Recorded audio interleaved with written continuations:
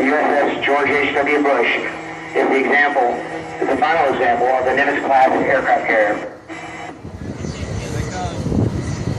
And from the left into the initial, first group of fighters for the touch to go. Again, please secure hats, loose gear. Please make sure nothing blows out into the landing area. Thank you very much.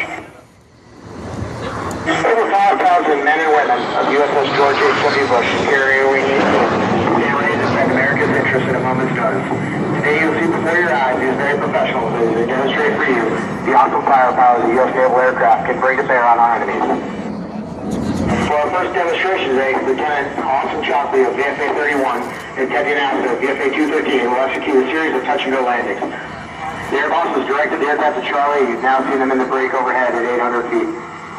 As they enter the pattern, they'll descend to 600 feet and to beam the round down. They will start a descending turn to arrive at 3/4 of a mile behind the ship on center line with the center ball. Are they gonna land? Paddles! Lenses on, you have control of 303 glide slope, turn 205 feet inertial mode. On the flight deck, Sinclair port catwalks and foul lines. The deck is open to land aircraft. We got 2 touch-and-goes inbound.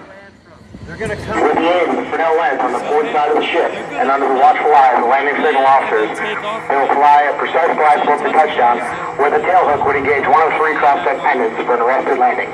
Today, however, the tailhook will remain up and upon touchdown, they'll select military power and rotate for takeoff. I don't think that's going to work. Hey, there's one. There's the other. Do you see?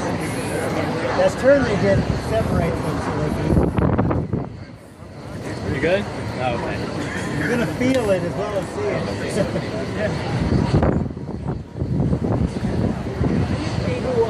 I know. Not blown right here.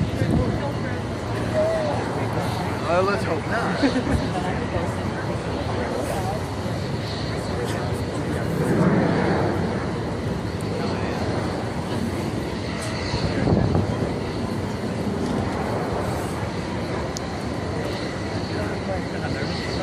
Not even Gareth.